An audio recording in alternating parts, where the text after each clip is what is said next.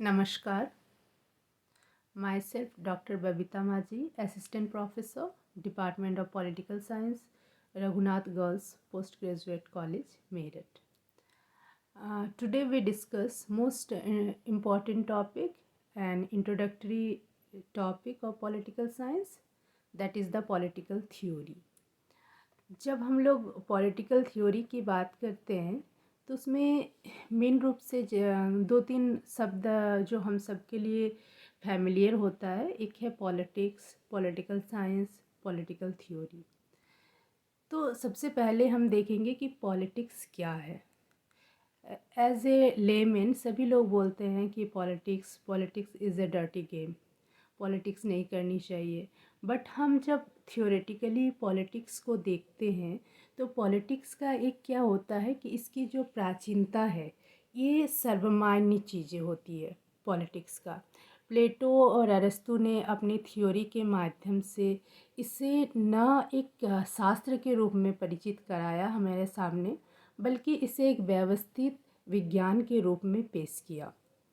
तो जब वर्तमान संदर्भ में जब हम यूनाइटेड नेशन की बात करें या फिर एक गांव में एक पंचायत की बात करें तो वहाँ पे क्या होता है, डिसीजन मेकिंग, जो भी निर्णय लिए जाते हैं तो उसमें पॉलिटिक्स जो होता है वो सबसे इम्पॉर्टेंट चीज़ होती है।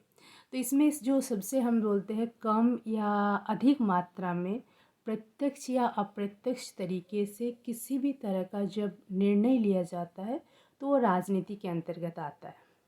जैसे हम बोल रहे हैं कि denotes an organisation where rules are made, decisions are taken for whole community and authority is exercised over each member of the country. तो इस संदर्भ में हम लोग बोल सकते हैं कि पॉलिटिक्स जिसमें कम से कम दो व्यक्तियों के बीच एक निर्णयात्मक अंतक्रिया होती है तो उसे हम राजनीति की संज्ञा दे सकते हैं। तो जब से राज्य की शुरुआत हुई तो पॉलिटिक्स का जो रोल है, राजनीति का जो रोल है, वो बहुत ही महत्वपूर्ण हो गया। पॉलिटिक्स जो शब्द है, इसकी शुरुआत ग्रीक शब्द पॉलिस से हुआ है, जिसका अर्थ होता है एंशियंट सिटी स्टेट्स। ये जब एंशियंट सिटी स्टेट्स की बात होती है यानी नगर राज्य, वर्तमान में जिसे हम राज्य कहते हैं, प्राचीन काल में यूनान में उसे नगर राज्य की संज्ञा दिया जाता था। ये नगर राज्य क्या होता था कि उस समय चूँकि छोटे छोटे राज्य होते थे तो ये छोटे राज्य जियोग्राफिकली इस तरह से होते थे कि उसे जियोग्राफिकली अपने आप को सुरक्षित महसूस करे। जैसे पहाड़ों के बीच में कोई राज्य बन गया, समुद्र के किनारे बन गया, ताकि कोई दूसरा जो सिटी स्टेट्स थे, दूसरा जो नगर राज्य थे, उससे उन्हें सुरक्षा प्रदान की जा सकती थी। इजी वे में वे अपने आप को प्रोटेक्ट कर सकते थे। पॉलिटी के शब्द में जैसे सबसे पहले हम जानते हैं कि एरिस्टोटल, जो जिसे फादर ऑफ पॉलिटिकल साइंस कहा जाता है, उसका कहना था कि पॉलिटी और state enjoy unique position among social institution. इसीलिए उन्होंने कहा था कि अगर कोई व्यक्ति समाज या राज्य में नहीं रहता है, या तो वो पशु है या फिर वो ईश्वर ही है, जो वो मनुष्य नहीं हो सकता है अगर वो समाज में नहीं रह रहा है। इस संदर्भ में जब हम पॉलिटिक्स के लिए हम लोग जब राजनीति का आरंभ की बात करते हैं, राजनीति की प्रारंभ की बात करते हैं, तो हम मान सकते हैं कि आरंभिक समाज में इससे जो व्यक्ति या समूह के बीच जब शुरुआत हुई तो राज्य का प्रादुर्भाव राजनीति के अर्थ में एक तरह से क्रांतिकारी परिवर्तन ला दिया। और क्योंकि संगठन और नियंत्रण की नई व्यवस्था आ गई, और जब संगठन और नियंत्रण की नई व्यवस्था आ गई तो राजनीति के नए नए आयाम उस हमारे सामने आया। इसमें हम लोग शासक और शासित के बीच का संबंध, उनके बीच का जो पारस्परिक संबंध है, इन सब का राजनीति में हम लोग अध्ययन करने लगे। अब हम लोग जब बात करते हैं कि इंट्रोडक्शन जो राजनीतिक सिद्धांत की बात करते हैं तो उसमें दो चीज़ें आती है, एक होता है राजनीति और दूसरा होता है सिद्धांत। तो राजनीति, जैसा हम लोगों ने कहा कि राजनीति की शुरुआत राजनीति पॉलिस शब्द से हुई है, और जो सिद्धांत है थियोरिया, थियोरिया शब्द से आया है। थियोरिया भी ग्रीक वर्ड है जिसका अर्थ होता है कि सिस्टमेटिक स्टडी। तो राजनीति का जब हम लोग क्या करते हैं, एक सिस्टमेटिक अध्ययन किया जाता है, तो उसे हम लोग पॉलिटिकल थ्योरी के नाम से जानते हैं। पॉलिटिकल थ्योरी, जैसे सेबाइन ने इसको डिफाइन किया है, political theory is discipline investigation of political problems. Bluhm ने इसे इसका एक बहुत ही अच्छा सा इसका जो डिफिनेशन है कि political theory is an explanation of what politics is all about, a general understanding of the political world, a frame of reference. इस संदर्भ में हम लोग देखते हैं कि जो पॉलिटिकल थ्योरी है, इसे हम लोग इसका जो फंक्शंस है, इसको हम 3 भागों में बांट सकते हैं। एक तो हो गया एक्सप्लेनेशन, वर्णन, कि क्या चीज़ें हैं, व्हाट इज़ के आधार पे हम किसी चीज़ को एक्सप्लेनेशन करते हैं, एक्सप्लेन करते हैं। दूसरी चीज़ है कि क्या है, उसको हम सोसाइटी में उसको कैसे हम क्रिटिसाइज़ करें, तो सेकंड हो जाता है क्रिटिसिज्म। एंड थर्ड जो होता है, that is the reconstruction. Means explanation and criticism के आधार पे उसको एक नया कंस्ट्रक्शन मिलना, एक न्यू थ्योरी बनना। तो इसी से पॉलिटिकल थ्योरी की क्रिएशन होता है। Explanation, criticism and reconstruction. इस आधार पे हम बोल सकते हैं कि जो पॉलिटिकल थ्योरी होती है, उसमें जब इसको एक सिस्टमेटिक नॉलेज के रूप में हम पॉलिटिकल फिनोमेनन में देखते हैं, तो it concern with the three statement. First is the empirical statement, second is logical statement and third one is the evaluative statement. तो एम्पेरिकल स्टेटमेंट जो होता है, जिसे हम लोग अनुभविक कथन बोल सकते हैं, जो अनुभव के आधार पे, यानी हम अपनी ज्ञानेंद्रियों के माध्यम से, जो हमारी 5 सेंस ऑर्गन है, उसके माध्यम से किसी चीज़ को ऑब्ज़र्व करते हैं और उस पे जो अपना राय देते हैं, अपना जो डिसीजन लेते हैं, तो वो एम्पेरिकल स्टेटमेंट में आता है, जिसे अनुभवमूलक कथन हम लोग बोलते हैं हिंदी में।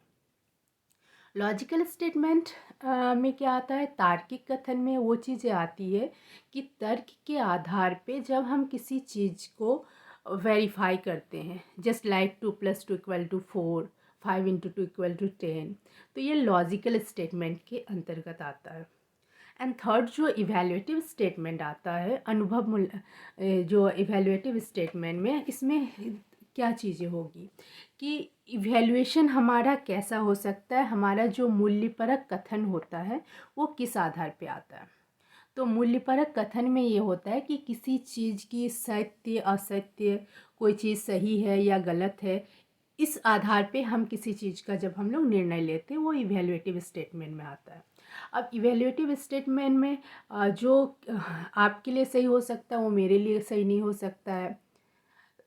तो इस आधार पे ये व्यक्ति टू व्यक्ति या ग्रुप टू ग्रुप ये वैरी करता है इवैल्यूएटिव स्टेटमेंट।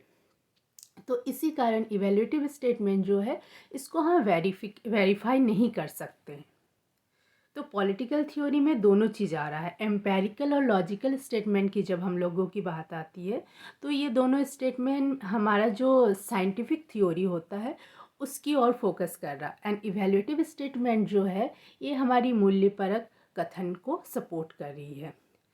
तो इसीलिए पॉलिटिकल थ्योरी पहला जो दो है, ये एम्पेरिकल और लॉजिकल के आधार पे पॉलिटिकल थ्योरी का एक टाइप्स, हम लोग इसे पॉलिटिकल साइंस के संदर्भ में इसको हम लोग देखते हैं।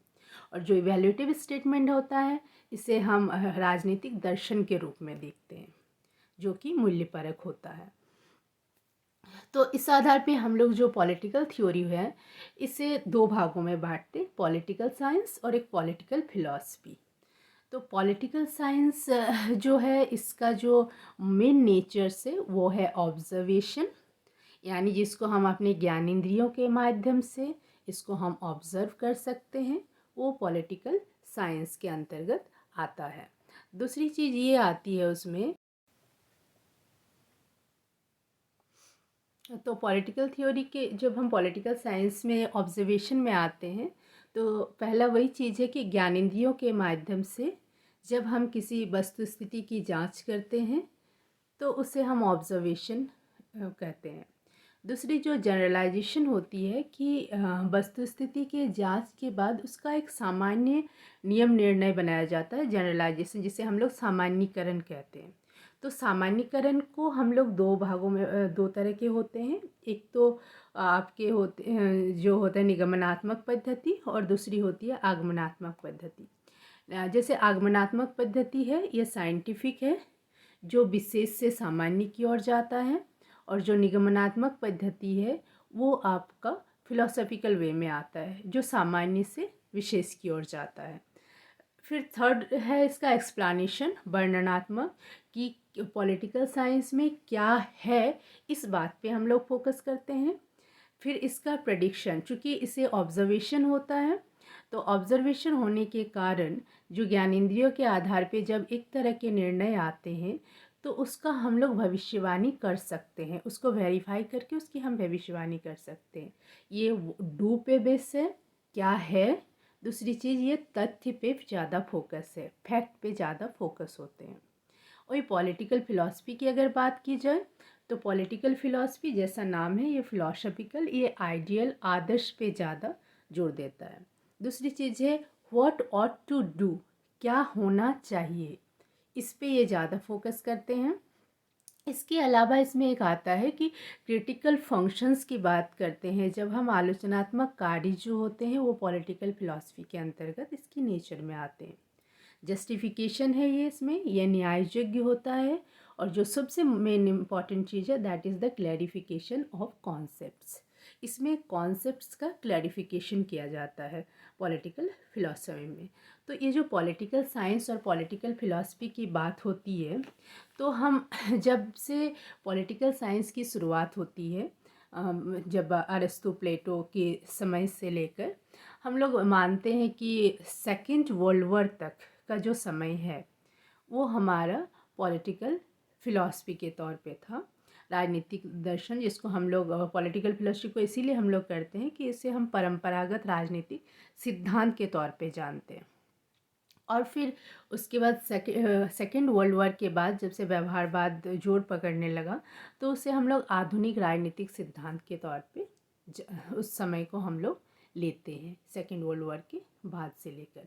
तो ये जो दोनों है पॉलिटिकल का, कि modern political theory and tradition political theory, तो टाइम पीरियड के आधार पे हम लोग इसको डिवाइड करते हैं। जब से पॉलिटिकल साइंस की शुरुआत हुई तब से लेकर सेकेंड वर्ल्ड वॉर तक, और सेकेंड वर्ल्ड वॉर के बाद से आज के समय तक को, जिसे हम लोग मॉडर्न पॉलिटिकल थ्योरी कहते हैं। कॉन्सेप्ट की बात करें तो कॉन्सेप्ट में ट्रेडिशन में जो है मूल रूप से क्या होना चाहिए, इन सब चीज़ पे फोकस होता है। और मॉडर्न पॉलिटिकल में जो है क्या है, इस चीज़ पे हम लोग फोकस करते हैं। दोनों के थिंकर्स जो है मॉडर्न थिंकर्स में डेविड स्टर्न आ जाते हैं, मैरियम, ये सारे लोग आते हैं। इसके अलावा परंपरागत में हम सब जानते हैं प्लेटो, एरिस्टोटल्स, सिसरो, सेंट ऑगस्टाइन, ये सारे लोग हमारे एंशिएंट या ट्रेडिशन पॉलिटिकल थिंकर्स में आते हैं। स्टडी मेथड्स की बात की जाए तो स्टडी मेथड में जो परंपरागत पॉलिटिकल सिद्धांत के है, ये सारा जो उसका जो मेन फोकस होता है वो इसमें जैसे हम लोग बोलते हैं उसमें कि मूल्यपरक अवधारणा और मूल्य, इसके बाद फैक्ट को लेकर, इसके आधार पे हम दोनों को अलग करते हैं। और इस जो मोस्ट इम्पॉर्टेंट है स्कोप, तो स्कोप में जो ट्रेडिशन पॉलिटिकल थ्योरी, वहाँ पे सिर्फ राज्य और सरकार स्पेशली उसकी स्टडी किया जाता था। तो राज्य और सरकार की स्टडी करने के कारण इसका जो एरिया था ये बहुत ही नैरो था। और जो मॉडर्न पॉलिटिकल थ्योरी में है राज्य सरकार तो है ही, इसके अलावा जो सबसे इम्पोर्टेंट है वो ह्यूमन बिहेव, मानव व्यवहार का इसमें स्टडी होता है। इसके अलावा हर वो तत्व या फैक्टर्स जो पॉलिटिक्स को प्रभावित करते हैं, स्टेट को प्रभावित करते हैं, वो सारी चीज़ें मॉडर्न पॉलिटिकल थ्योरी में आ जाती है, मॉडर्न पॉलिटिकल थ्योरी के अंतर्गत आ जाती है। नेक्स्ट चैप्टर में हम पॉलिटिकल थ्योरी का जो इम्पोर्टेंस है और इसका जो रेलिवेंट इम्पोर्टेंस, और जो मॉडर्न पॉलिटिकल थ्योरी जिसमें व्यवहारवाद, इन सब चीज़ों को हम कवर करेंगे नेक्स्ट चैप्टर। Thank you.